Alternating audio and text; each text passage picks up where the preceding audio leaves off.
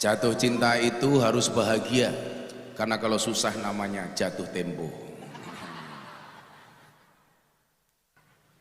Alhamdulillahirrabbilalamin, dan saya bersyukur pagi menjelang siang ini saya bisa sowan ke MAN 1 Kota Pekalongan, yang mana memang setiap tanggal 10 November saya harus berada di Kota Pekalongan karena bersamaan dengan miladnya guru kita semuanya, Maulana Habib Lutfi bin Yahya.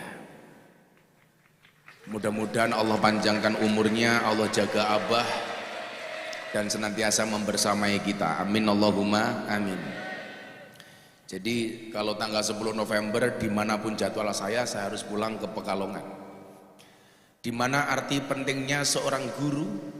Kalau kita baca kitab taklim, di situ disebutkan al ilmu bila syaikhin fasyaihu syaiton.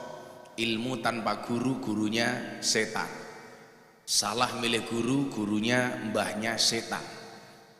Maka salah satu kesuksesan dari seorang siswa didik itu adalah wa irsyadul ustadi wa suhbatul ustadi, harus mendapatkan bimbingan dari seorang guru.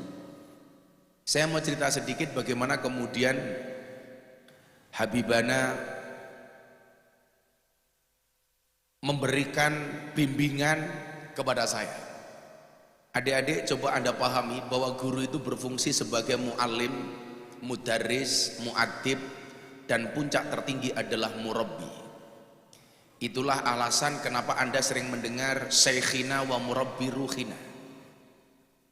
Murabbi itu artinya penjaga. Saya menjadi murid Habib Lutfi sejak tahun 2000 bersama abahnya Mas Haryo, Ki Entus Susmono almarhum Bupati Tegal. Tahun 2000 pertama kali saya sowan ke beliau. Saat itu saya miskin kuadrat. Sebenarnya mbah saya kaya 7 turunan. Persoalannya saya keturunan nomor 8. Nah, dengan segala keterbatasan dan kekurangan saya memberanikan diri untuk sowan Habib Lutfi. Bapak Ibu dan adik-adik sekalian, inilah kehebatan doanya orang soleh. Saat pertama kali saya sowan beliau, dan setiap kali beliau melihat saya, dari pertama kali jumpa, kalimat yang keluar dari lisan beliau adalah juragane teko. Jadi sejak tahun 2000 sampai hari ini, katakan nanti malam saya sowan beliau, kalimat pertama yang keluar dari lisan beliau setiap melihat saya adalah juragane teko. Waktu itu saya mikir begini, dengan tetap berkhusnudzon kepada Allah, saya miskin gak punya apa-apa, kenapa beliau selalu memanggil saya juragan setiap ketemu? Tapi di situ kemudian saya teringat bahwa kalimat yang keluar dari lisannya orang soleh itu mustajabah. Kenapa? Karena lisan mereka senantiasa terjaga dengan dzikir, dengan kalimat-kalimat thayyibah. Maka setiap kali beliau mengatakan juragane teko, langsung saya aminkan. Amin Abah, terima kasih. Maka kemudian hari ini mohon maaf kalau adik-adik menganggap Gus Miftah sukses, itu salah satunya adalah doa dari orang-orang soleh, wabil khusus seperti Maulana Habib Muhammad Lutfi. Maka kalian beruntung sebenarnya tinggal di Pekalongan, di mana Pekalongan itu kotanya para habaib. Yang ketika Imam Al-Ghazali dalam kitab Mughni Al-Muhtaj, beliau mengatakan syarafun nasabi min salasi jihatin, yang pertama adalah al-intiha ila syajarati Rasulillah sallallahu alaihi wasallam fala yu'adilahu syai'un. Nasab yang paling tinggi itu adalah nasab yang langsung terhubung kepada baginda Nabi. Siapa? Tentunya para dzurriyyah dan para habaib. Nah, artinya apa yang pengen saya sampaikan? Kalau adik-adik pengen sukses, mumpung Pekalongan kotanya para habaib, coba kalau ada orang soleh tolong Anda datang. Kenapa Imam Asy-Syafi'i mengatakan uhibbus sholihin walastu minhum? Nanti akan saya ceritakan Mas Zaro. Saya hari ini mau berbicara tentang kenapa mereka jadi pahlawan besar. Ingat, yang harus kamu ingat itu pahlawan, bukan mantan. Untuk apa mantan dikenang? Dan gak ada mantan terbaik. Kalau terbaik tentunya tidak akan pernah menjadi mantan. Maka segeralah move on. Kalian tahu kenapa move on itu berat? Move on itu berat karena dari SD sampai perguruan tinggi yang dipelajari hanya mengingat dan menghafal, bukan melupakan. Makanya ingat, move on itu pilihan, gagal move on itu cobaan, pura-pura move on pencitraan.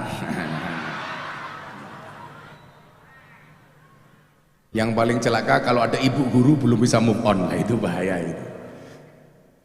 Nah, Imam Asy-Syafi'i mengatakan begini, uhibbus sholihina walastu minhum. Saya mencintai orang soleh walaupun saya bukan merupakan bagian dari orang soleh.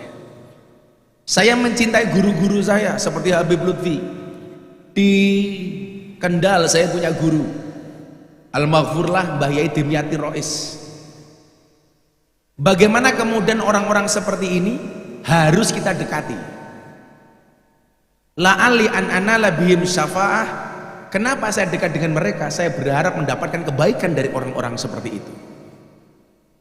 Saya mau cerita sama adik-adik betapa kemudian orang soleh, apalagi Nabi, itu bisa memberikan pertolongan. Jangankan itu loh, kalian tahu Gus Miftah itu mendapatkan 3 penghargaan dari Leprit, Lembaga Prestasi Indonesia dan Dunia.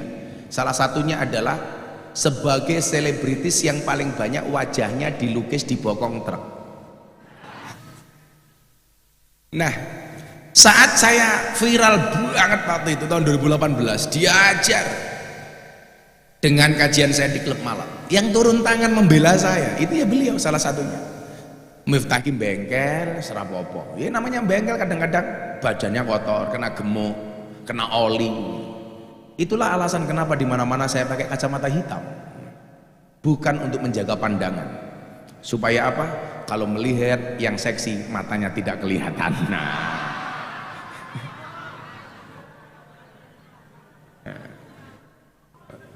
Oh, cangkemnya muridnya Samsudin kayak gitu.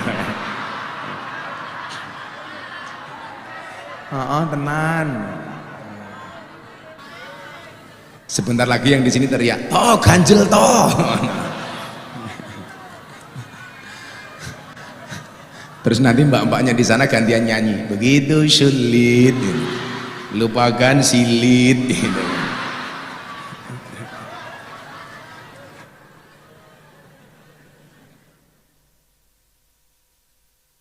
Sallu ala Nabi Muhammad.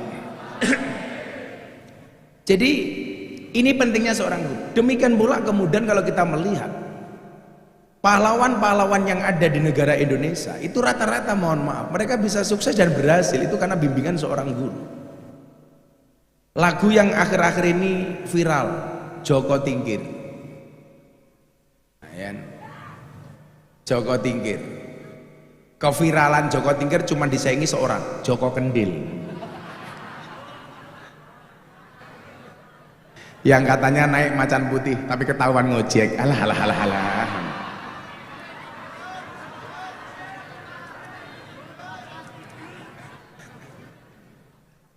Pak Guru, kita itu latah.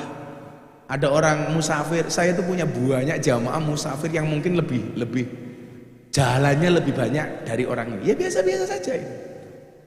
Ini begitu ada musafir diviralkan jalan kayak macan putih. Negara Indonesia itu orang-orangnya latah itu. Ada perdukunan, latah pengen kebal, wesi yo wesi. Apa itu?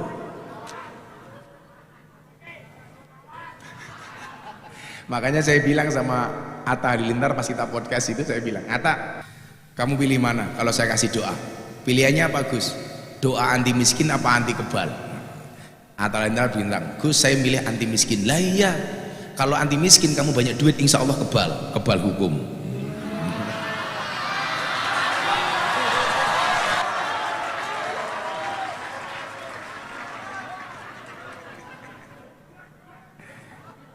Ini Pak Darumawan lama-lama mikir, ini acara orasi Gus Miftah apa lapor Pak?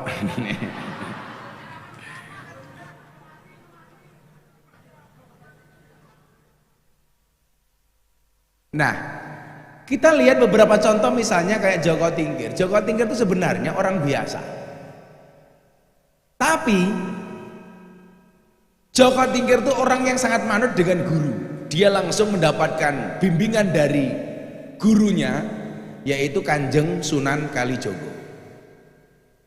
Maka kemudian Joko Tingkir menjadi orang yang sangat hebat, luar biasa, yang kemudian mendapatkan julukan Sultan Hadiwijoyo yang bertahta di Kasultanan Pajang. Kasultanan Pajang ini muncul setelah runtuhnya Kerajaan Demak yang dipimpin oleh Raden Patah. Raden Patah itu mbah saya nomor 17.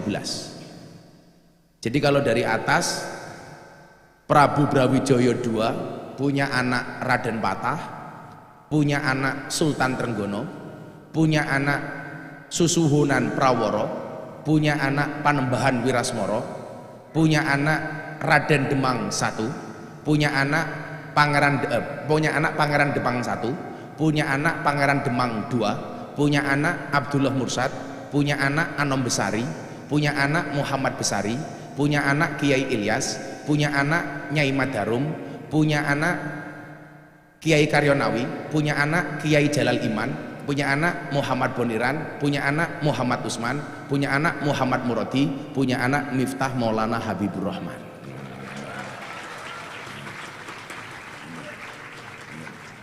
Lah, Raden Patah ini juga bisa sukses itu karena manut dengan titah Wali Songo. Makanya dia berhasil. Saya mau bingung saya sama adik-adik, kamu itu bisa sukses, pahlawan itu bisa besar karena manut sama guru wis. Makanya kamu jangan macam-macam sama guru. Santai bu guru, tak belani bu gitu. Guru mungkin mesake gitu.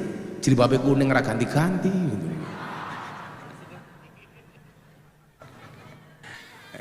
Wis mau waneni itu kan kasihan itu. Tapi ya heran saya, kok ngono ya lemu-lemu. Kepala sekolah ya lemu.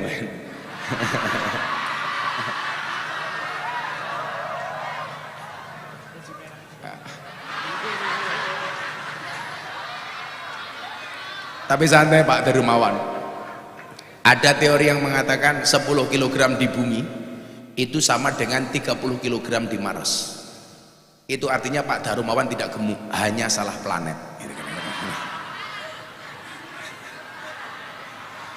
Mungkin bisa kita usulkan ya, tahun depan Pak Darumawan bisa jadi kepala sekolah di Mars. Seragamnya udah merah juga kan itu.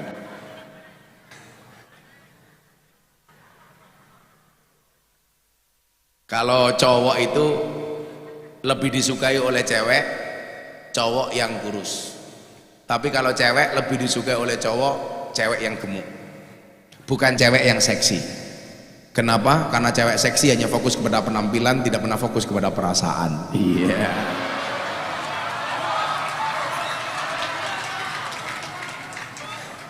Makanya adik-adik cewek yang gemuk santai saja.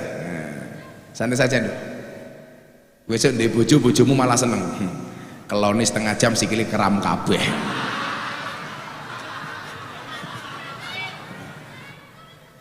Tapi kalau cowok itu jangan gemuk-gemuk Pak Kepala Sekolah. Karena ada penelitian di Rumah Sakit Yogyakarta, cowok kalau perutnya besar biasanya burungnya kecil, biasanya.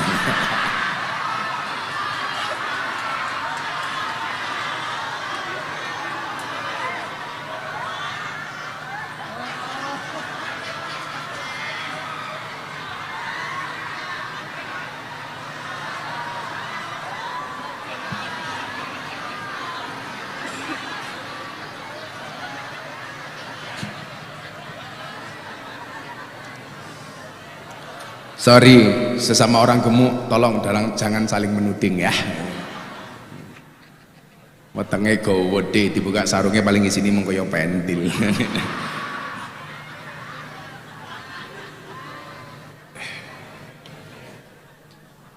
Ya kamu jangan insecure. Wah apakah gara-gara saya perutnya besar saya jadi jomblo? Santai saja. Prinsip ekonomi kan mengatakan barang itu murah pasti cepat laku. Jadi jomblo berarti barang mahal.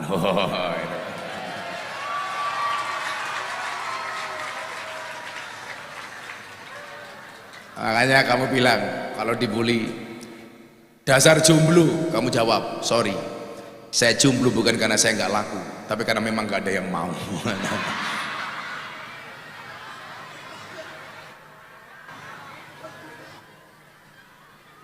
Makanya ini tak kasih teorinya. Yo, kalau cari pacar itu lebih baik kejar yang sudah punya pacar. Saingannya cuma satu. Kalau jomblo saingannya banyak.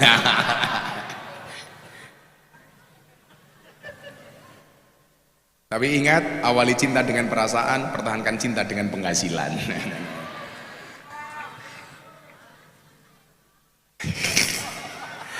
Cangkeme kimcil masuk wae.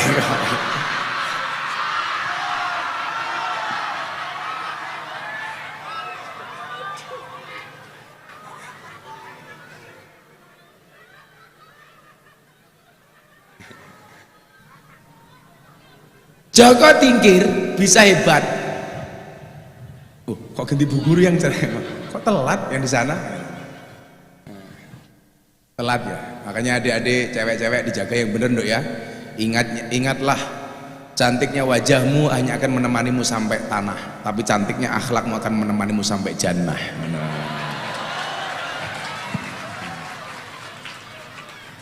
Sing lanang ku yo ngono, aja dadi codot. Cowok, kamu tiap tahun kok single, nggak sekalian bikin album.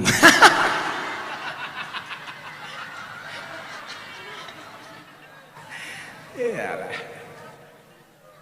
Lagian sekarang cewek beli senengannya itu toh, ngarep-ngarep apa cowok atau band Korea mau jadi pacarnya. Kasihan.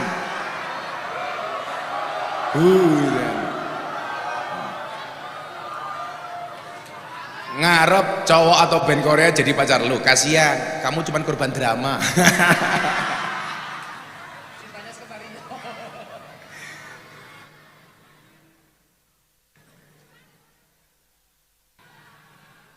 Korban drama. Saya itu demi Allah demi Rasulullah sedetik pun belum pernah lihat drama Korea. Apaan? Drama Korea mbak-mbaknya katanya pakainya seksi-seksi. Mbak-mbak Pekalongan ikut-ikutan. Please deh. Kalau Korea ya mulus-mulus lah, belang-belang kepriman ya. Ya kan gak asik gitu. Jangan kepedean. Yakin kamu cantik, mbok alisnya dihapus. Kayak setan.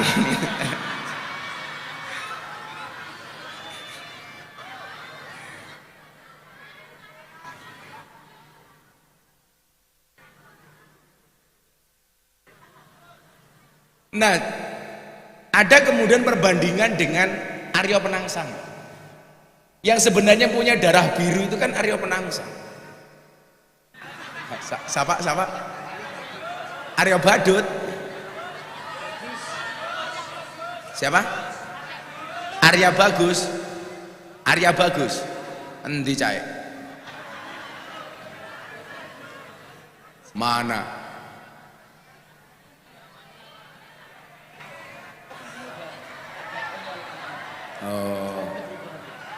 Oh. Ya, kita hidup di zaman milenial, tapi raine kayak kolonial.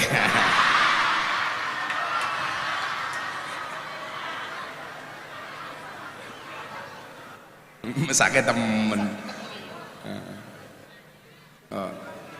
Katoknya dhuwur temen, pasti manuke cilik ya.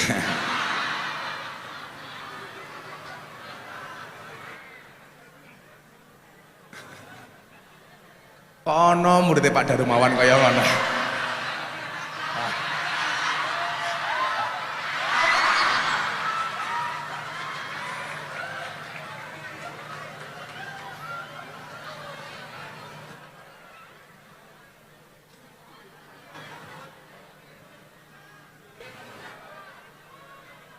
Jadi udah Arya Bagus duduk sini, nggak apa-apa, sini. Kamu sini.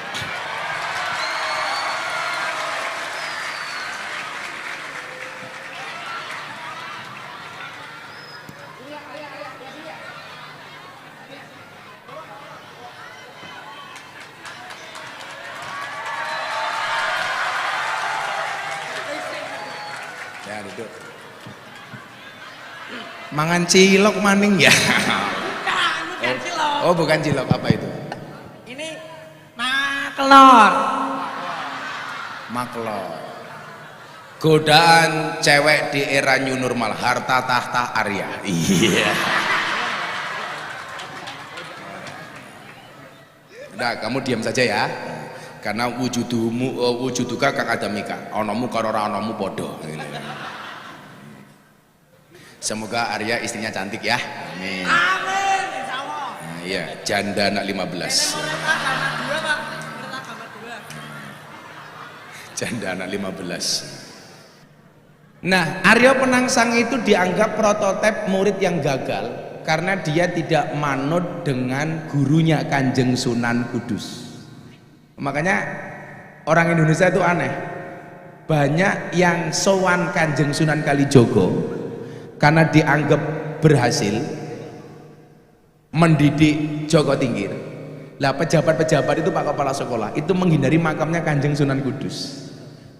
Padahal mohon maaf, makamnya Kanjeng Sunan Kudus itu bukannya gagal, tapi muridnya ini yang tidak taat gitu. Tolong dibedakan ya. Bukan Kanjeng Sunan Kudus yang gagal. Oh, ya. Ya, turun dulu ya.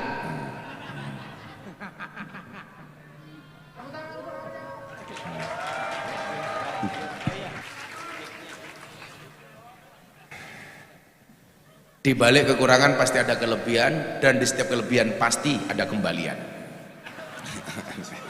Jujul, mahok. Nah, jadi saya kadang-kadang aneh dengan pejabat-pejabat kita itu yang nggak berani sowan ke Kanjeng Sunan Kudus karena dianggap prototipe guru yang gagal mendidik muridnya. Ini perspektifnya harusnya dirubah. Bukan Kanjeng Sunan Kudusnya yang gagal, tapi muridnya ini yang tidak patuh gitu. Saya itu berat Pak kalau harus menyalahkan guru. Demikian juga dengan keberhasilan Joko Tingkir, itu karena hebatnya Kanjeng Sunan Kalijogo. Makanya kemarin begitu rame kontroversi lagu Joko Tingkir sampai Pak Jokowi nggak jadi dinyanyikan oleh Farel di istana karena menganggap kontroversi. Ada juga yang mengatakan itu menghina Joko Tingkir. Saya justru mendukung lagu itu. Kebetulan yang nyanyi itu kan santri saya, si Percil gitu. Saya gimana bahura popo? Katanya menghina Joko Tingkir, bah. Menghinanya di mana? Lah itu Joko Tingkir ngombe dawet. Salahnya ngombe dawet di mana? Loh. Justru kalau Joko Tingkir ngombe dawet itu benar. Kenapa, Dek? Karena zaman Joko Tingkir itu adanya cuma 3. Degan, kopi, dawet. Yang salah itu kalau Joko Tingkir ngombe boba, itu salah. Karena zaman Joko Tingkir belum ada boba. Atau dianggap menghina, Joko Tingkir ngombe ciu, lah itu menghina. Kalau Joko Tingkir ngombe dawet ya sah-sah saja. Lagian kalau Joko Tingkir ngombe dawet dikira menghina, kamu akan didemo sama bakul dawet seluruh Indonesia. Loh, kalau Pak Darumawan dari Purworejo ke Kebumen Pak, itu ngelewati jembatan, namanya Jembatan Butuh. Itu ada bakul dawet di situ, dawet ireng jembatan Butuh. Malah disingkat, dawet ireng jembatan Butuh gitu. Disingkat menjadi Jembatan Butuh gitu. Loh, ini beneran. Coba Anda ke Kebumen itu. Ya singkatannya yaitu Jembatan Butuh. Baru paham, baru ketawa yang belakangnya.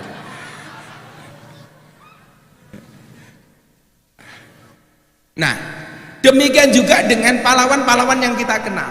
Dulu di Yogyakarta, tepatnya di kota Jetis, itu lahir seorang anak raja dengan nama lahir Ontowiryo. Ontowiryo ini akhirnya menjelma jadi orang besar gara-gara Ontowiryo ini dibina oleh banyak guru. Dia pertama kali ngaji di Ponorogo sama mbah saya namanya Hasan Besari. Hasan Besari ini top ya, punya murid namanya Ronggo Warsito. Yang Ronggo Warsito ini mengatakan Indonesia akan dipimpin oleh 7 macam model kepemimpinan. Itu Ronggo Warsito. Satrio Mukti Wibowo, Satrio Kinunjoro Murwo Kuncoro, Satrio Mukti Wibowo Kesandung Kesampar, Satrio Jinumput Sumelo Atur Gawe Wirang, Satrio Lelono Topong Rame Wuto Ngideri Jagat, Satrio Piningit Hamung Tuwuh, kemudian Satrio Hambukaning Gapura Gelar Kloso tanpa nglenggai, yang ketujuh Satrio Pinandito Sinisian Wahyu Ratu tanpa omah kutha. Itu Ronggo Warsito. Kalau Presiden Indonesia akan dipimpin dengan nama yang belakangnya O, itu bukan Ronggo Warsito, tapi Jongko Joyoboyo. Nah, Indonesia akan dipimpin oleh model kepemimpinan yang belakangnya O. Makanya ada nama Soekarno, Soeharto, Susilo Bambang Yudhoyono, Joko Widodo. Makanya Pak Amin Rais itu selamanya nggak akan bisa jadi presiden. Nah, karena kalau namanya ada O-nya jadi jelek. Amin Raiso lah.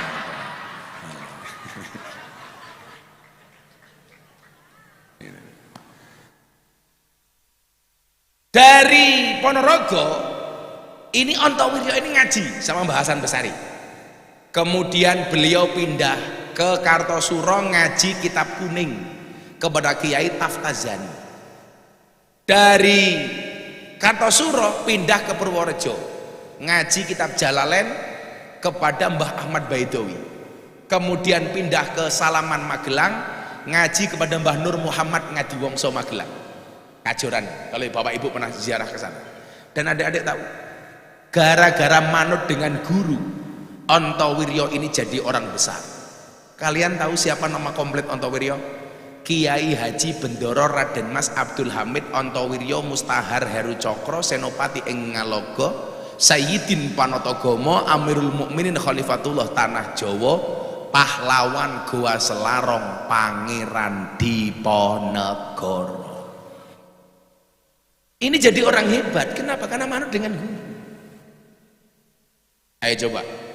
Kemudian apa? Saya mencatat ada satu kalimat yang keluar dari Pangeran Diponegoro. Kalau kita berbicara pahlawan, dan sama-sama kita tahu, pada akhirnya Pangeran Diponegoro diangkat menjadi pahlawan nasional. Beliau pernah mengatakan apa? Hidup dan mati adalah genggaman ilahi. Begitu religiusnya seorang Pangeran Diponegoro. Hidup dan mati ada dalam genggaman ilahi. Takdir adalah kepastian. Tapi hidup harus tetap berjalan. Nah, ingat, hidup harus tetap berjalan. Itulah alasan kalau saya disuruh milih, Gus Miftah milih olahraga lari apa jalan? Saya jawab, saya lebih milih olahraga jalan dibandingkan lari. Kenapa? Karena hidup itu tentang perjalanan, bukan tentang pelarian. Coba kamu nanti siap-siap, di akhir sesi kita akan tanya jawab. Yang tanya tak kasih uang 300.000 sama tak kasih kaos. Mas-masnya semangat. Ingat, cewek itu paling tidak suka dengan cowok 3 tipe: omong kosong, otak kosong, dompet kosong. Makanya cowok harus tahu, cewek itu hobinya 3: ngemil, ngemol, ngomel. Ciri-cirinya biasanya jilbabnya kuning. Takdir adalah kepastian, tapi hidup harus tetap berjalan. Proses kehidupan adalah hakikat, sementara hasil akhir hanyalah syariat. Masya Allah, ini religius banget di Diponegoro. Gusti Allah akan menilai ketulusan perjuangan manusia, bukan hasil akhirnya. Kalaupun harus menjumpai kematian, itu artinya mati syahid di jalan Tuhan. Lah, menjadi pribadi yang sangat religius ini di Ponorogo karena dibimbing oleh guru-guru yang luar biasa, termasuk mbah saya, Mbah Hasan Besari. Dulu juga kalau di Ponorogo ini Pak, ini pahlawan yang identik dengan NU, Nahdlatul Ulama. Ada juga pahlawan yang identik dengan Muhammadiyah. Siapa? Panglima Besar Jenderal Sudirman. Itu dulu guru Muhammadiyah di Purworejo, Pangsar itu, yang mendapatkan bintang 5. Di Indonesia itu kan bintang 5 ada 3. Ada Sudirman, kemudian Jenderal Besar Soeharto, sama Ahana Sution. Tapi kalah sama Pak Darumawan. Bintang 7, puyer obat sakit kepala.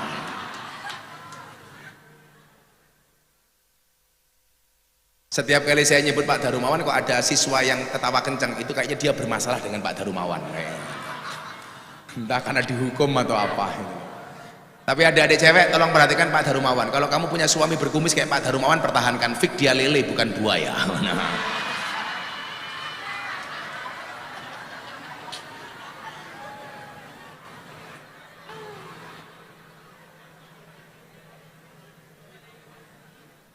Panglima Besar Jenderal Sudirman itu prestasi sama umurnya lebih banyak mana ya? Prestasinya. Saya mau tanya adik-adik, Panglima Besar Jenderal Sudirman itu meninggal usia berapa? Inilah kesalahan pendidikan kita, Pak. Kita tidak pernah memperkenalkan perjuangan pahlawan, pendidikan sejarah perjuangan bangsa. Kalau dulu saya, Pak Darumawan, ibu-ibu sekolah SD itu kan ada pendidikan namanya PSPB. Pendidikan Sejarah Perjuangan Bangsa. Sekarang nggak ada, Pak. Saya khawatir lama-lama siswa didik itu nggak kenal dengan pahlawannya, nggak tahu siapa Cut Nyadin, Cut Mutia, taunya Cut Keke, Cut Tari, Cut Mini. Ini ngeri sekali menurut saya. Taunya nggak tahu lagu-lagu kebangsaan, taunya K-pop. Itu kan ngeri, Pak. Itu tadi kamu ngarep jadi pacarnya, padahal kamu hanya cukup korban dramanya. Panglima Besar Jenderal Sudirman itu usianya nggak panjang, cuma 38 tahun kalau nggak salah. Tapi coba lembaran sejarah mencatat bagaimana kemudian Jenderal Sudirman itu sukses dengan taktik perang gerilyanya. Lah ketika dia ditanya, Jenderal, apa rahasia keberhasilan Anda? Karena ini hari pahlawan, yuk kita manakib para pahlawan nasional. Ternyata apa? Satu rahasianya gentong, kemudian yang kedua adalah tasbih, dan yang ketiga adalah beliau selalu tepat waktu di dalam melaksanakan sholat. Ketika ditanya kenapa gentong, Panglima Besar Jenderal Sudirman tidak pernah lepas dari air wudhu, tidak pernah lepas dari air wudhu. Kemudian apa? Tasbih, ternyata beliau senantiasa wirid, tidak pernah hatinya tidak kecuali terpaut dengan Allah. Ala bidzikrillah tatmainnul qulub. Nah, bangsa ini mengajarkan kepada kita bahwa mereka itu bisa besar gara-gara bimbingan guru. Contoh yang paling fenomenal, ketika Pancasila mau dijadikan sebuah ideologi, maka panitia pembuat Pancasila sowan ke Jombang kepada Hadratus Syekh Hasyim Asy'ari untuk meminta fatwa, cocok nggak Pancasila dijadikan ideologi negara. Dan ketika Mbah Hasyim mengatakan cocok, maka kemudian Soekarno, Muhammad Yamin, Supomo sebagai tiga orang yang merintis awal Pancasila disowankan ke Jombang oleh Mbah Wahid Hasyim. Baru kemudian Pak Karno dengan tegas tanpa ada keraguan menjadikan Pancasila sebagai sebuah ideologi. Itu artinya apa, Bapak Ibu guru? Kalau hari ini ada pihak-pihak meragukan Pancasila, mohon maaf, berarti Anda meragukan Mbah Hasyim Asy'ari. Adik-adik tahu Mbah Hasyim Asy'ari itu gelarnya apa? Hadratus Syekh. Kenapa disebut Hadratus Syekh? Karena beliau hafal dengan kutubus sitah, 6 imam kitab hadis beliau hafal. Orang hari ini nggak ngerti hadis, nggak ngerti Quran, tahu-tahu mengatakan Pancasila tidak cocok dengan Indonesia. Tentunya ini sangat miris. Makanya kalau kamu ditanya, kenapa kamu percaya dengan Pancasila sebagai ideologi? Saya itibak makmum sama Mbah Hasyim Asy'ari yang melahirkan Nahdlatul Ulama, yang merupakan organisasi masyarakat tidak hanya terbesar di Indonesia, tapi terbesar di dunia. Nahdlatul Ulama. Makanya mbak-mbaknya kalau cari cewek yang NU. Kenapa? Tahlil saja dijaga, apalagi hatimu. Iya. Nah, satu lagi mungkin sebelum kita tanya jawab. Bung Tomo, beliau pernah mengatakan apa? Jangan memperbanyak lawan, tapi perbanyaklah kawan. Teman sebanyak, teman 1000 itu kecil, musuh 1 banyak. Kalau bahasa saya lebih tepatnya bukan kawan, tapi sahabat. Khairul ashabi mayadulluka alal khairi. Sebaik-baik sahabat adalah yang menunjukkan kamu kepada kebaikan. Makanya tadi saya niati Pak Darumawan, saya datang ke sini bukan sebagai guru bagi anak-anak kita, tapi sebagai sahabat. Ingat, sahabat itu seperti mata dan tangan. Mata menangis, tangan mengusap, tangan terluka, mata menangis. Maka saya bilang, bersedih dengan orang yang tepat itu lebih baik daripada berbahagia dengan orang yang salah. Betul? Maho. Satu orang yang bisa melihat tangisanmu, satu orang sahabat yang bisa melihat tangisanmu, itu lebih baik daripada 1000 orang yang hanya bisa melihat canda dan tawamu. Walaupun memang hidup ini indah bila disertai dengan janda dan tawa. Apa? Oh. Ada guru yang janda di sini? Oh, ada. Ingat, ibu janda, wanita diuji bila lelaki tak punya apa-apa, lelaki diuji bila dia sudah punya segalanya. Itu yang saya sampaikan sebagai pembukaan. Saya lebih senang kalau kita ngobrol, dialog tentang Hari Pahlawan atau tentang kebangsaan. Ini Pak Darumawan, saya jalan-jalan ke kampus, ke sekolah ini atas perintah Bapak Presiden untuk memberikan wawasan kebangsaan dan nasionalisme kepada anak-anak, sehingga membentengi anak-anak kita supaya tidak terpapar dengan paham-paham radikalisme dan intoleransi, bahwa bangsa ini adalah bangsa yang majemuk, bangsa yang harus toleran terhadap perbedaan, dan perbedaan yang ada di Indonesia bisa kita satukan dengan sebuah ideologi yang sama, yaitu Pancasila. Mungkin begitu Mas Aryo, saya pengen tanya jawab dengan anak-anak. Satu pertanyaan saya kasih 300.000 dan 1 kaos. Oke. Ya, dari sini, dari mbaknya. Pakai mic. Iya, perkenalan. Assalamualaikum. Kamu pakai masker karena takut merongos. Merongos. Oh, enggak merongos. Tak ngopi dulu ya. Kamu tahu kenapa saya butuh ngopi? Karena hidup butuh inspirasi, bukan halusinasi. Wah. Dan Pak Kepala Sekolah, kalau ada kopi panas tolong langsung diminum. Jangan pernah kamu sesali kopimu dingin. Kenapa? Karena ketika hangat tidak pernah kau hargai. Mahok. Pelajarannya apa dari kopi, tahu nggak? Tetaplah menjadi hitam dan pahit, tidak harus menjadi putih dan manis untuk dicintai.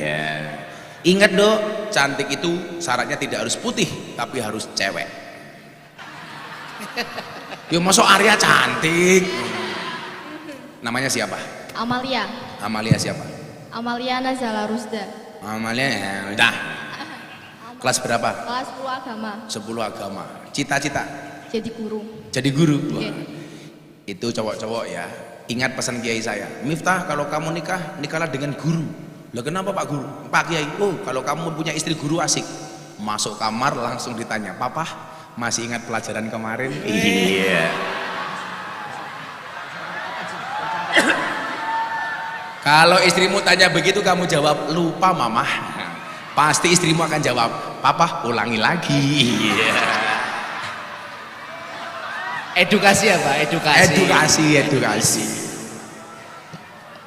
Pertanyaannya dari Amalia. Oke. Kan tadi Gus Miftah Cie udah punya cincin tunangan Cie. Oh mainan. Hadiah permen. Berarti cincin tunangan halu ya. Halu dengan Gus Asmi.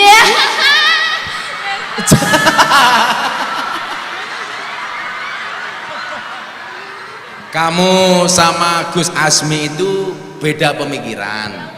Kamu mikir Gus Asmi mikir Veve Zulfikar.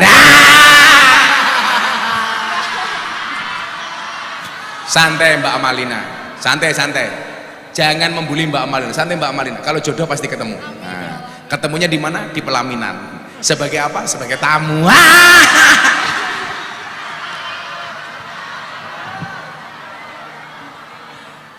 Mudah-mudahan nanti videonya tak potong, tak kirim Gus Asmi. Kewer. Ya Allah, ya Allah. Kamu sama Gus Asmi itu beda keyakinan. Kamu yakin mau, Gus Asmi yakin nggak mau? Enggak, santai saja. Kamu bilang sama Gus Asmi, kamu bilang sama Gus Asmi, jika surat Yusufku tidak mampu meluluhkan hatimu, izinkan kulantunkan surat Yasin sebagai penutup kisah hidupmu.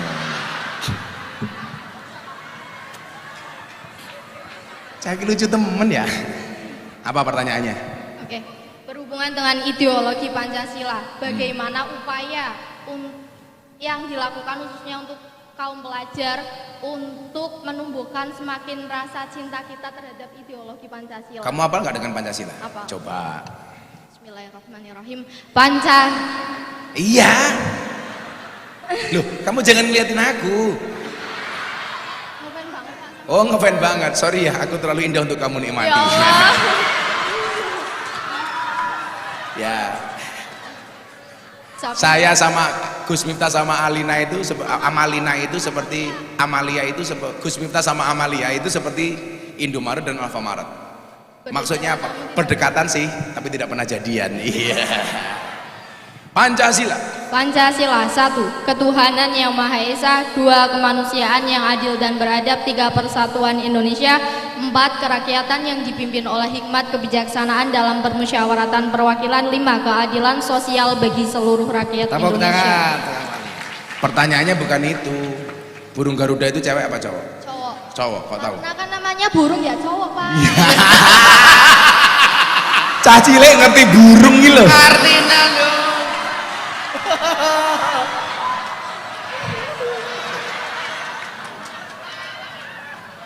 Ya Allah, Ya. Bukan. Itu kan burung Garuda bentuknya begini.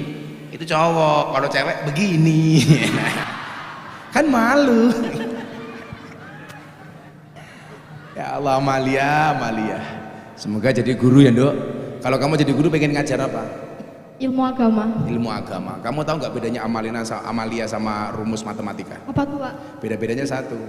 Rumus matematika susah dihafal, Amalia susah dilupakan. Iya. Codot. Hati-hati dibungkus loh, Pak. Iya, susah dilupakan karena menjijikkan. Ora.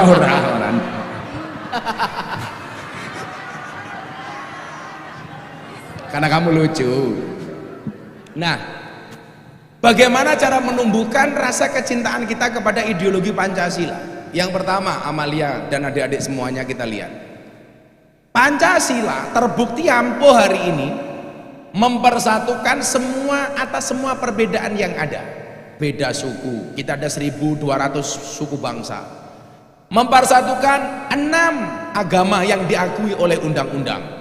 Islam, Kristen, Katolik, Hindu, Buddha, Konghucu. Coba. Terbukti ampuh. Kalau kita lihat Jazirah Arab itu bangsanya cuma satu, Nduk, namanya bangsa Arab. Mereka dipersatukan dengan bahasa yang satu, yaitu bahasa Arab. Tapi faktanya mereka tidak bisa menjadi negara yang satu. Jadi satu bangsa, satu bahasa, tapi berdiri di atas banyak negara. Itu Jazirah Arab. Coba Indonesia. Di Indonesia ini lucu, kebalikannya sama Jazirah Arab. Di Indonesia ini banyak bangsa, banyak bahasa, tapi bisa berdiri di atas satu negara, namanya Indonesia. Kenapa? Karena kita punya kekuatan satu ideologi yang sama, yaitu Pancasila. Kalau seperti itu, apa yang kamu ragukan dari Pancasila? Itulah alasan kenapa saya mencintai Pancasila. Kemudian yang kedua, kenapa? Karena saya itibak dengan Mbah Hasyim Asy'ari. Beliau meridhoi dan merestui Pancasila, maka saya sebagai warga Nahdliyin, saya mengikuti Rais Akbar Nahdlatul Ulama, Mbah Hasyim Asy'ari. Selamat kowe, Nduk. Kula ning ngidolake Mbah Hasyim Asy'ari. Sesuk ning surga bareng Mbah Hasyim Asy'ari. Amin. Tapi lek kowe ngidolake bencong, sesuk ning neraka bareng bencong. Saya doakan mudah-mudahan berjodoh, bukan dengan Gus Asmi. Oh, amin. Oh ya dah. Kalau itu namanya siapa? Kamu. Ah, udah ganti kamu yang dua cowok. Namanya siapa? Perkenalkan, nama saya Nafa Safira. Siapa? Nafa Safira. Nafas Safira. Kelas berapa? Kelas 12 IPS 1. Cita-cita? Jadi pengusaha sukses. Pengusaha. Apa pengusaha dalam bidang apa? Perdagangan. Oh, perdagangan. Ada tuh yang keren sekarang punya peluang bagus. Juragan Biting. Itu bagus. IPS ya? Saya mau tanya sama kamu. Enggak, pelajaran di luar IPS saja. Aduh. Hewan pemakan tumbuhan namanya apa, Nduk? Makanya kamu warna tak tanya yang IPA. Hewan pemakan tumbuhan namanya apa? Herbivora. Herbivora. Hewan pemakan daging namanya apa? Raisa. Karnivora. Karnivora. Kalau hewan pemakan segalanya namanya apa? Omnivora. Omnivora. Kalau teman makan teman namanya apa? Asuvora. Teman saya. Mahok, mahok. Malah teman saya gitu. Ya, karena teman saya seperti itu. Kamu tahu nggak bedanya anjing di Amerika sama anjing di Indonesia? Enggak. Kalau di Amerika anjing seperti teman. Kalau Indonesia teman seperti Anjing. rawr. Pertanyaannya. Alah kaget teman. Oh teman. Apa, Nduk? Perbedaan antara kita bangsa Asu. Indonesia. Ya beda. Perbedaan antara kita dengan asu. Kita bangsa Indonesia yang beragama Islam dengan orang Islam yang berada di Indonesia. Nah, ini keren. Saya alhamdulillah ditakdir sama Allah bisa beberapa kali jalan-jalan ke beberapa belahan di dunia. Insya Allah saya besok tanggal 30 November saya mau cuti, Mas Anton. Saya itu terlalu capek mungkin. Saya itu besok mau cuti, Pak Darumawan. Saya mau umroh dari tanggal 30 sampai tanggal 5. Tanggal 5 sampai 15 saya keliling Eropa. Tanggal 16 saya ke Qatar. Tanggal 18 saya nonton final Piala Dunia. Saya harus istirahat, Pak Darumawan.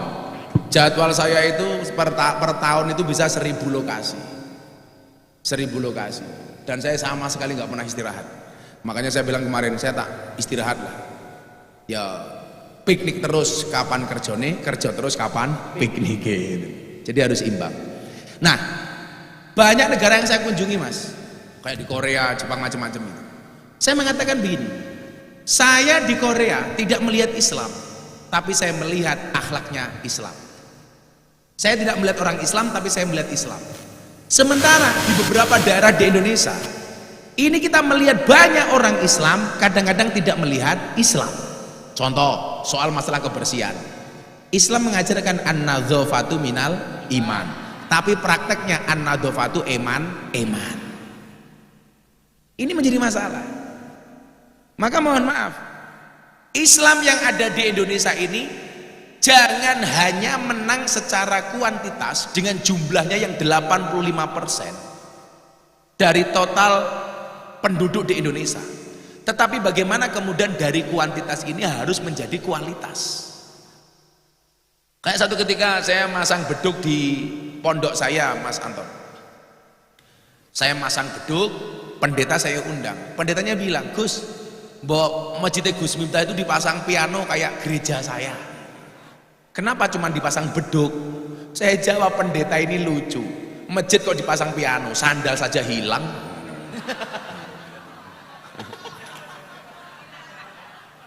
Tapi insya Allah sekarang sandalnya aman karena malingnya di sini. Jadi kira-kira gitu, Mbak Nafa. Jadi bagaimana kemudian kuantitas muslim terbesar di dunia ini tidak hanya besar jumlahnya, tapi juga bagus kualitasnya. Dan ini tantangan anak-anak madrasah aliyah. Kamu anak-anak madrasah aliyah, kamu jangan insecure. Aku cuma anak madrasah aliyah, aku jadi apa? Gus Miftah juga alumni madrasah aliyah. Kayak sekarang hari santri orang bilang, santri bisa apa? Jangan pernah lihat sarungnya, tapi lihat ilmunya, goblok isinya gitu. Masa amalia isinya? Kamu suka dengan isinya sarung ya? Ilmunya ilmunya kok malah isinya. Tapi ini kalau sama Gus Asmi cocok loh ini. Iya. Beneran, Amalia hot, Gus Asmi cool, anaknya dispenser.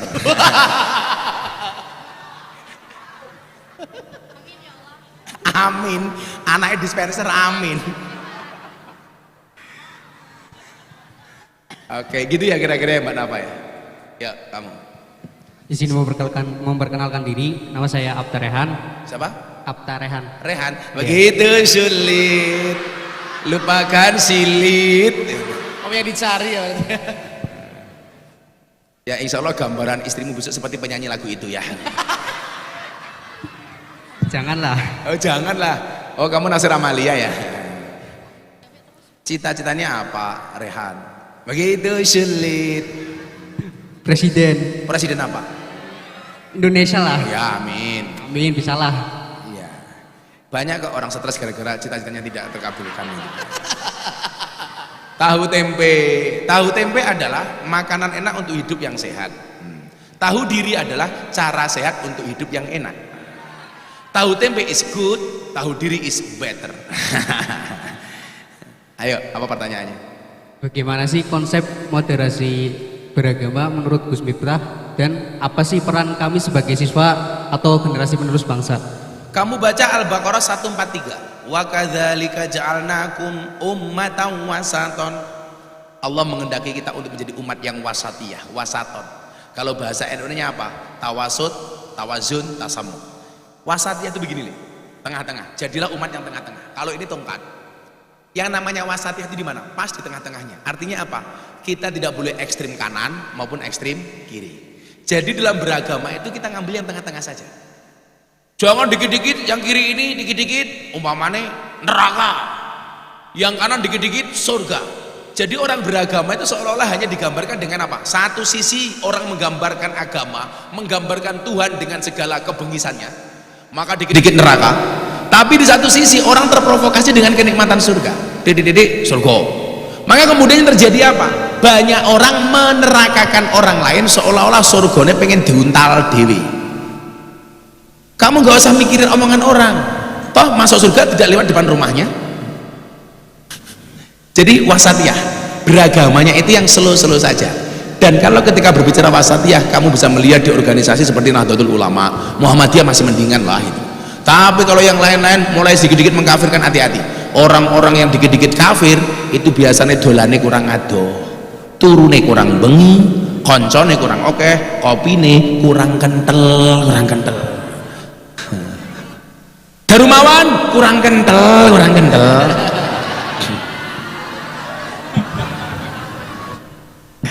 Nah kira begitu.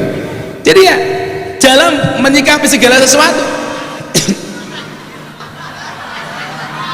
di zoom gitu. Nah.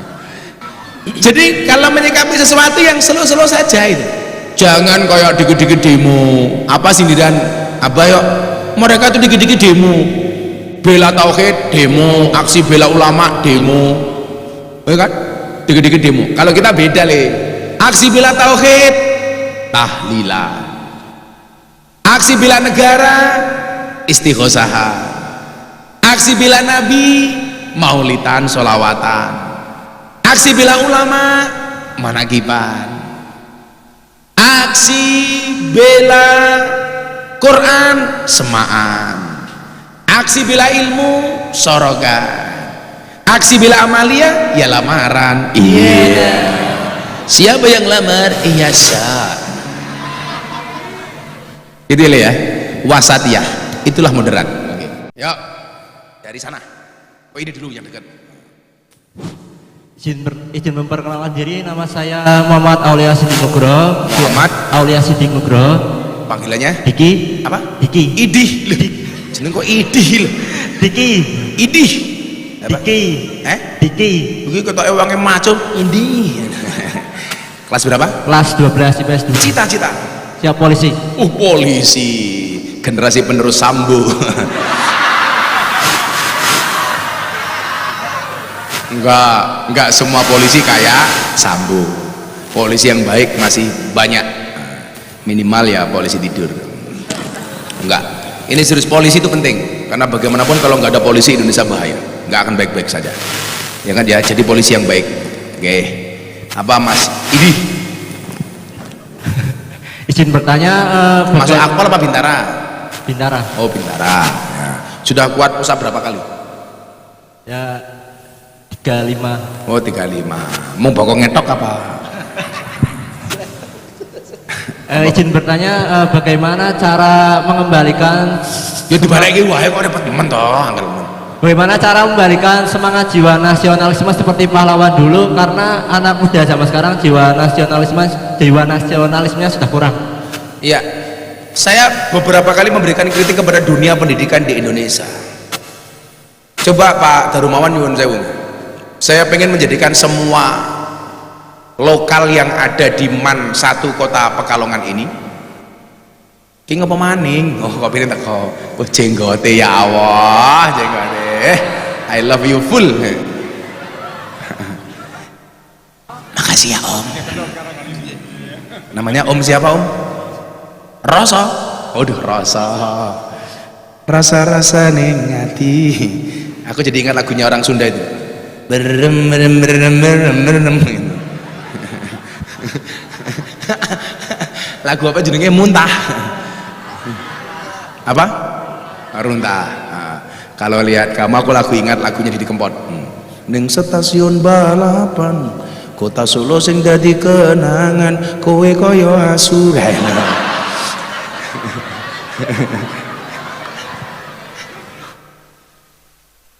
Ya Allah, idih. Oh, angel menjenengmu. Jadi Bapak Ibu guru ya, saya itu membayangkan setiap ruang kosong sudut ini ini menjadi museum dengan masang gambar-gambar pahlawan. Keren Pak, ini kalau kemudian setiap ruang kelas, setiap tempat-tempat space kosong, kenapa nggak kita tempeli gambar-gambar pahlawan? Saya dulu itu mencintai Mbah Hasyim Asy'ari, kenapa? Karena kiai saya cerdas banget. Di kamar saya dikasih gambarnya Mbah Hasyim Asy'ari sama Nahdlatul Ulama. Saya waktu itu mikir, ini maksudnya apa? Ternyata cara menanamkan kecintaan saya kepada Mbah Hasyim dan Nahdlatul Ulama. Lah kalau Pak Darumawan punya program, setiap space yang kosong ini Pak, kalau di luar kita bikin mural pahlawan namanya, dengan quote-quote-nya. Di dalam kelas kita pasang gambar-gambar pahlawan. Itu cara yang paling minim untuk kembali menjadikan anak-anak kita mencintai bangsa ini dan pahlawan. Kan enggak? Coba saya minta ke adik-adik, kamu di rumah masang gambarnya artis siapa? Bu guru juga begitu. Ruang tamu isinya kalender bank tok, BCA, Mandiri, BRI. Ketok utangmu okeh tak kandani. Pasang gambar pahlawan di situ. Saya itu dari dulu punya program itu, masing-masing rumah di Indonesia yuk minimal pasang gambar satu pahlawan. Siapa pahlawan yang kamu idolakan? Umpamanya kamu mengidolakan Raden Ajeng Kartini, gambar foto Raden Ajeng Kartini kamu pasang di situ, sehingga apa? Generasi Indonesia akan kembali mencintai pahlawan-pahlawan bangsanya. Ini menjadi penting. Sekarang nggak ada upaya itu. Coba kamu calon polisi, saya mau tanya sama kamu, lagu-lagu nasional yang kamu hafalkan apa?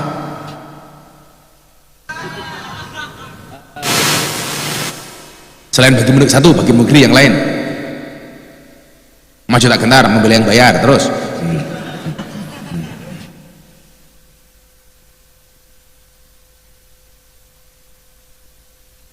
Garuda Pancasila, udah TKP hafal.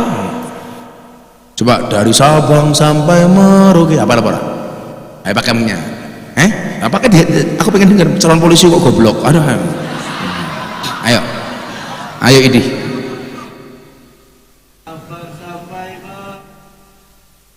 Halo, beribu berjajar goblok. Beribu berjajar. Loh, terbukti kan Pak? Jadi kita nggak tahu lagi Mas. Lagu-lagu kebangsaan. Dulu kita wajib apa? Gugur bunga.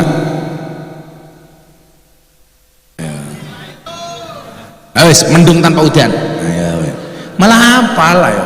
Satru 2 hafal. Kertanya nomor jandi malah hafal.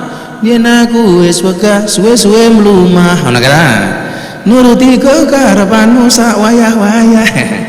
Yen wis tawanti-wanti aja mlebu muri. Ana kae lah. Ngono kuwi malah hafal itu. Ini persoalan. Maka Pak Kepala Sekolah mohon izin ya, kita jadikan semua ruang space sekolah lingkungan kita ini dengan gambar-gambar pahlawan. Saya pernah ngobrol sama Abah Lutfi, kesadaran kita untuk menumbuhkan semangat nasionalis dan patriotis itu nggak ada, Pak. Sekolah-sekolah dipasangi, kira-kira begitulah. Yuk kamu mbaknya. Izin memperkenalkan diri, nama saya Haida Amalia dari kelas 12 MIPA 1. Amalia maning. Cita-citanya?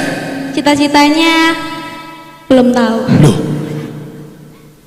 cita-citanya belum tahu. Manungso tanpa cita-cita ini. Tapi ingat dok, kamu nggak usah meragukan masa depan. Ingat masa depan itu seperti sekumpulan tempe. Artinya apa? Nggak ada yang tahu. Apa pertanyaannya? Izin bertanya. Izin menjawab. Sedikit bercerita juga. Alah, jadi cerita maning. Temannya teman aku. Alah, sopo temannya teman aku. Temannya teman aku punya. Jadi dia punya teman. Namanya Arya. Bukan. Dia tuh sebelumnya gampang, mudah bergaul, easy going, sama teman-teman juga. Easy going. Iya. Sebelumnya tuh juga punya teman banyak yang beda agama juga ada. Tapi beberapa waktu ke belakang saya mendapat cerita dari teman saya bahwa ia terpapar radikal bebas, sehingga ia jadi menutup diri sama fokus mendalami ilmu agama. Terus sikapnya sekarang juga jadi acuh tak acuh gitu sama teman-temannya, bahkan dia pernah sesekali menghina kepercayaan temennya. Lalu gimana sih solusinya, atau kita sebagai teman, sikap kita sebagai teman biar dia kembali lagi seperti semula, jadi easy going lagi, jadi toleransi lagi seperti sebelumnya? Begini, kalau kamu berusaha untuk merubahnya pasti susah, tapi minimal kamu membentengi dirimu supaya tidak melakukan hal yang sama. Syaratnya apa? Yang pertama, fas'alu ahla dzikri in kuntum la ta'lamun. Bergurulah kepada guru yang benar.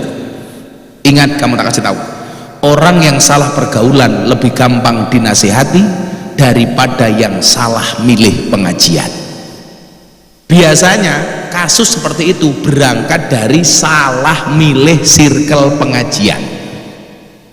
Saya dulu punya temen artis, baru ngaji beberapa saat sudah gampang menyalahkan orang lain. Dia mengatakan maulid Nabi itu bid'ah, masang gambar kaligrafi Muhammad dijajarkan sama Allah itu bid'ah, masjid yang ada kaligrafinya bid'ah, wabah disalah-salahi, padahal baru beberapa saat belajar ngaji. Maka yang perlu kamu ingat adalah ikutlah pendapat ahli, jangan ikut-ikutan orang yang ahli berpendapat. Kalau kamu untuk merubah dia pasti butuh waktu yang lama, tapi minimal kamu dan teman-teman kamu dibentengi supaya tidak terpapar dengan paham-paham seperti itu. Rata-rata kebencian yang berlebih kepada pemimpin itu diawali dari circle pengajian yang salah, dan pintu radikalisme itu adalah pintu masuknya kebencian yang berlebih kepada pemimpin. Makanya selalu-selaluin langgulek guru sing asik, sing ganteng, kacamata, blangkonan, tongkatan gitu lah. Itu regane larang. Sampai larangnya man satu Pekalongan gak kuat ngundang, sampai aku harus datang sendiri gitu. Karena Darumawan gak ada anggaran gitu.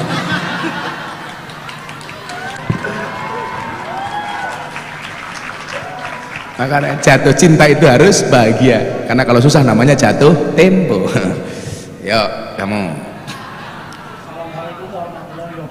Waalaikumsalam warahmatullahi wabarakatuh. Perkenalkan, nama saya Ananda Fati Al-Haqi dari kelas 12 MIPA 3. Wow. Cita-cita. Jadi cita-cita apa? ingin menjadi akmil. Akmil. Gigimu harus bagus. Saya punya pengalaman, santri saya ditolak masuk tentara gara-gara giginya jelek. Siap. Akhirnya panitianya saya telepon, panitia seleksi. Pak, Anda itu tidak, bahasa segmen apa ya? Anda itu ngawur. Kenapa? Santri saya nyalon tentara ditolak gara-gara giginya jelek. Emang peraturannya seperti itu, Gus? Coba Anda pahami, besok tentara perang itu tembak-tembakan, bukan cokot-cokotan. Aku yang masa gara-gara gigi jelek gak diterima. Kamu kalau dari tentara jangan gemuk-gemuk, ini ke badan perutnya ini. Nah, ini kalau perutnya kayak gini mesti burungnya kecil ini ya.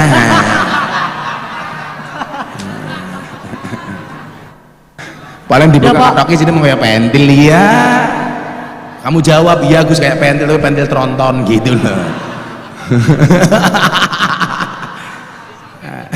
Sama aja ya. Apa pertanyaannya Akmil? Sama? Jadi Al-Fatih panggilannya. Fatih. Fatih.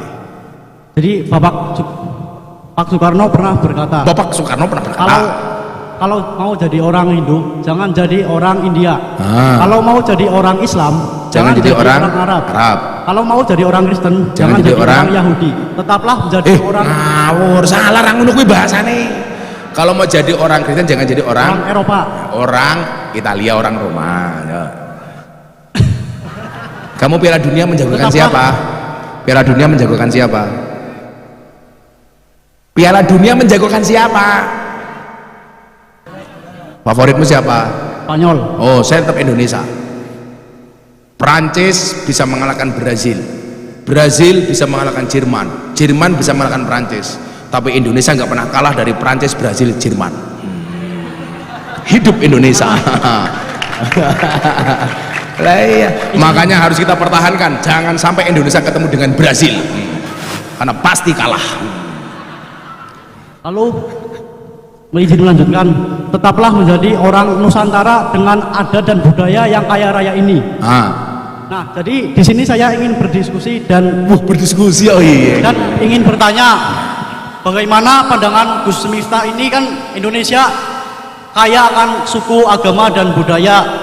Bagaimana pandangan Gus Miftah tentang toleransi dan apa peran kita sebagai khususnya orang Islam dalam toleransi? Ya. Terima kasih. Pandangan saya tertutup dengan kacamata hitam.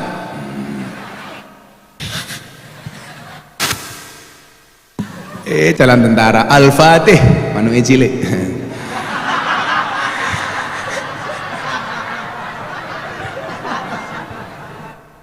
Jadi begini Al-Fatih. Saya kasih satu contoh bentuk toleransinya Kanjeng Nabi. Kita langsung merujuk kepada Nabi Muhammad saja. Satu ketika Abu Bakar As-Siddiq ini merupakan sahabat sekaligus mertuanya Kanjeng Nabi. Begitu Nabi Muhammad meninggal dunia, si Abu Bakar ini mendatangi anaknya Siti Aisyah. Siti Aisyah itu orangnya cantik, maka dipanggil ya Humairah, wahai engkau yang memiliki pipi kemerah-merahan. Nah, kalau Pak Darumawan, kalau manggil istrinya Hajar Aswad.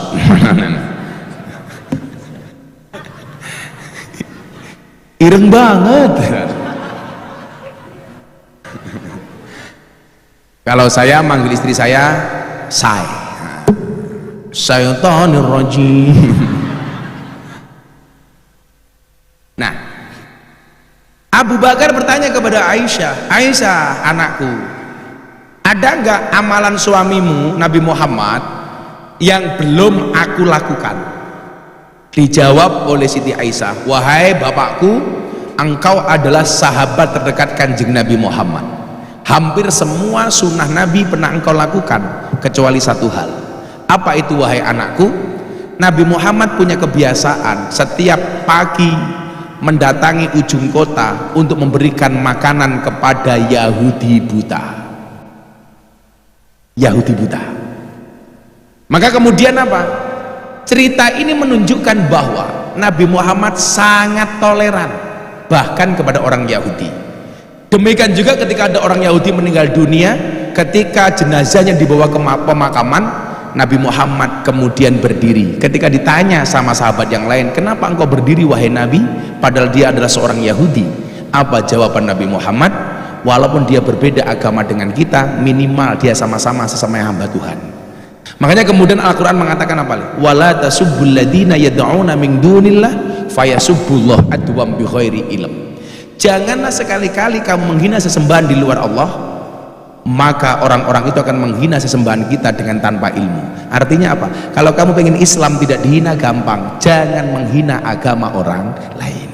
Kalau kamu pengen Islam dihormati, gampang, hormatilah agama orang lain. Sederhana itu. Makanya kenapa tadi Gus Miftah ceramah di gereja? Karena saya diundang di acara peresmian gereja. Saya pulang dari gereja dimaki-maki, Miftah kafir. Saya jawab, enggak masalah, syahadat lagi. repot amat.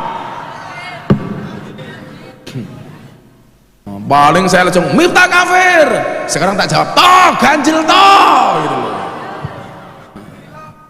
Lah kita tuh terlalu gampang, kita nggak perlu ngomong salib, ya itu urusannya orang Kristen, ngapain kita ngomong salib? Kamu ngomong masjid aja nggak bener, ngapain ngomong salib? Demikian juga agama lain. Kalau saya punya prinsip bahwa kemudian orang non Islam itu tidak membaca kitabmu, orang non Islam tidak membaca Quranmu, orang non Islam tidak membaca hadismu, tetapi orang non Islam membaca akhlak dan perbuatanmu. Artinya apa? Kalau kamu ingin menampilkan Islam, Islam hadir hanya dengan dua hal, rahmat dan akhlak. Wa ma arsalnaka illa rahmatan lil alamin innama bu'istu liutammima makarimal akhlak. Artinya apa? Rahmat dan akhlaknya Islam ini harus kita jaga. Termasuk akhlaknya Islam adalah tidak menghina penganut keyakinan agama lain. Saya dulu dibilang kafir gara-gara saya masuk gereja, tempat ibadah agama orang lain. Jawaban saya sederhana, berarti anak-anak Pekalongan banyak yang kafir. Kenapa? Karena terbiasa masuk candi Prambanan dan candi Borobudur. Mudara wis mbayar di kafir-kafir ke cocok mau mendas. Dalam konsep keyakinan famang sa'afal yu'min famang sa'afal yakfur, yang mau beriman berimanlah, yang mau kafir kafirlah. Tetapi begitu kita punya pilihan, lakum dinukum waliyadin, untukmu agamamu dan untukku agamaku, kira-kira begitu. Saudara Akmil mudah-mudahan diterima, tapi tolong perutnya kecilin dikit, ben manuke gede. Mbak siapa? Assalamualaikum warahmatullahi wabarakatuh. Waalaikumsalam. Perkenalkan, nama saya Kori Maulida Safitri dari Siapa? Kori Maulida Safitri. Kori Maulida Safitri. Namanya sama dengan Via Valen. Via Valen itu namanya Maulidia Octavia. Ini Maulidi Maulida Safitri. cita-cita. Ahli kelautan. Saya tahu kenapa dia suka laut. Karena jangkarnya gede.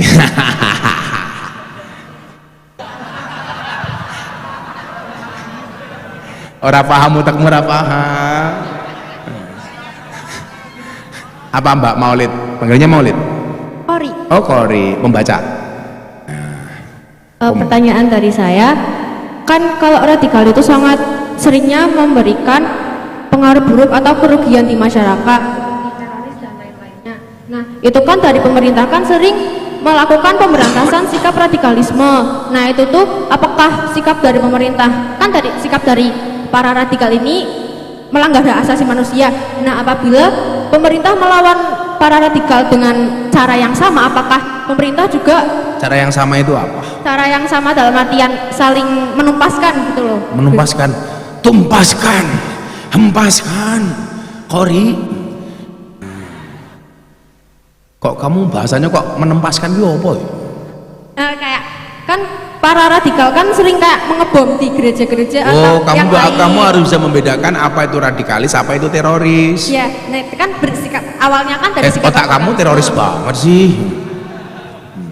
itu, apakah jika pemerintah melawan sikap radikal itu pemerintah melanggar sifat hak asasi manusia apa enggak? Melanggar apa enggak itu? Melanggar apa enggak, dan apakah berdosa di mata Allah? Karena seringnya kan walaupun tanpa sengaja para pemerintah itu membunuh para radikal. Itu, terima kasih. Pemayu ini terima kasih. Makasih. Ahli kelautan kok Kemayu. Mbak ahli kelautan. Radikalisme itu pintu masuk terorisme.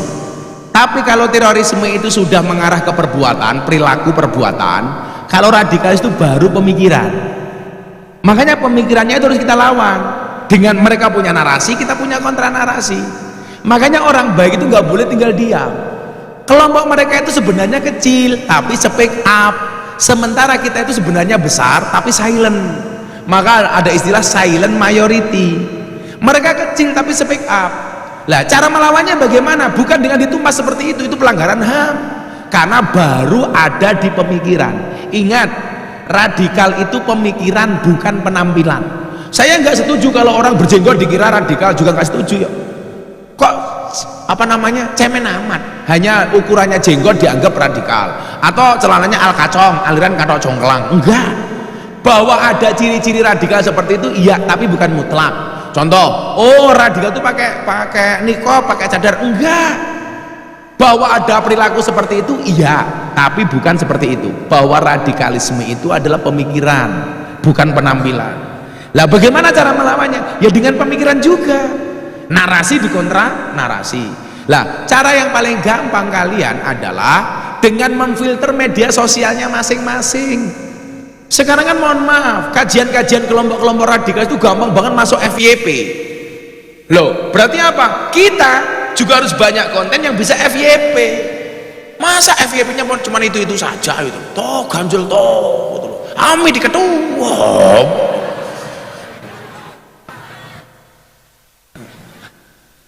Nah, iya. Jadi kamu punya TikTok nggak? Nah, artinya apa? Kalau nge-follow Instagram, TikTok macam-macam, yuk cari ustadz-ustadz yang adem, yang nyaman, yang ramah, tidak suka mengkafirkan, tidak suka membid'ah-bid'ahkan. Saya tuh kadang-kadang mikir, semua orang kok dikafir-kafir ke? Apa surga remeh mak untal dewe gitu. Kalau saya bilang kok saya itu ibadah nggak pernah cari surga, Pak. Cari ridhonya Allah. Kalau dapat ridhonya Allah, neraka pun saya siap. Nggak akan panas kalau dapat ridhonya Allah. Buktinya di penjara itu, apakah semua orang di penjara susah? Enggak. Sipir itu malah badi. Ayo, di penjara itu sing jogo malah kadang-kadang badi. Sama kalau di neraka Allah pun ridho, nggak akan panas. Buktinya malaikat penjaga neraka namanya siapa? Malik nggak pernah kepanasan. Kenapa? Karena dapat ridhonya Allah. Ngono bro, rupanya joy ngahingi. Sing semangat calon polisi kok ngahingi. Gagah, manamu gede tak? Jadi gitu dia. Jangan dibunuh, itu kamu malah dosa, malah pelanggaran HAM. Tapi dilawan dengan kontra narasi yang baik. Contoh begini, otak-otak yang tidak bagus umpamanya. Dulu zaman Pak Kapolri, Pak Sigit itu dicalonkan jadi Kapolri, kan dia orang non-Islam. Semua orang membuli. Ini pemerintah suka dengan polisi yang kafir. Saya buat kontra narasi. Apa kontra narasi saya waktu itu? Ini trending Twitter nomor 1 waktu itu. Apa jawaban saya? Ingat, Polri itu lembaga Kamtibmas, bukan lembaga agama. Artinya apa? Semua anggota kepolisian, apapun agamanya, selama punya kualitas kapasitas, dia berhak menjadi Kapolri, termasuk Pak Sigit walaupun dia orang non-Islam. Yang salah itu adalah ketika Pak Sigit jadi ketua MUI, lah itu salah. Nah, orang Kristen kok jadi ketua MUI gitu loh. Artinya apa? Harus ada kontra-kontra narasi. Contoh lagi umpamanya, pemerintah dihajar soal pemindahan ibu kota Nusantara di Kalimantan. Dasar Jokowi klenek, seneng karo dukun, musyrik. Bikin ibu kota negara, kenapa harus minta tanah dan air dari masing-masing daerah? Ini pikiran-pikiran awal munculnya radikalis, kebencian berlebih kepada pemimpin. Lah kamu bagaimana cara melawannya? Di kontra narasi. Kenapa Pak Jokowi melakukan itu? Dan saya ada narasinya, itu saya lakukan. Bukan kok saya Jokowi banget, enggak. Pak Jokowi salah juga saya kritik, dan beberapa kali saya kritik didengarkan sama presiden. Yang sering saya bilang, ketika presiden menandatangani legalitas miras, saya orang pertama kali yang menolak. Mohon izin Pak Presiden, saya Miftah Maulana Habibur Rahman menolak dengan keras legalitas miras. Kenapa? Karena keharaman khamr dalam Al-Quran qat'i mutlak, tidak bisa ditawar-tawar. Maka saya menolak. Satu-satunya minuman keras yang layak dan boleh dikonsumsi adalah es batu. Nama Gus Miftah trending Pak, trending nomor 1 Wulan Guritno, kasus perceraiannya. Trending Twitter nomor 2 Gus Miftah menunggu kapan berakhirnya masa iddah Wulan Guritno.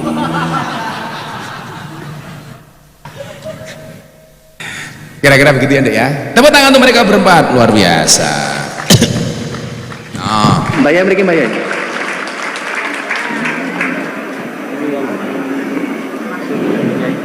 Pergi, lengah pergi Mbak Yai.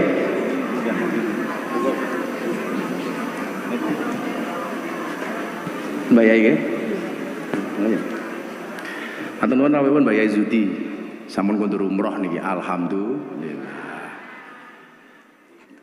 Kaleng sinten tidak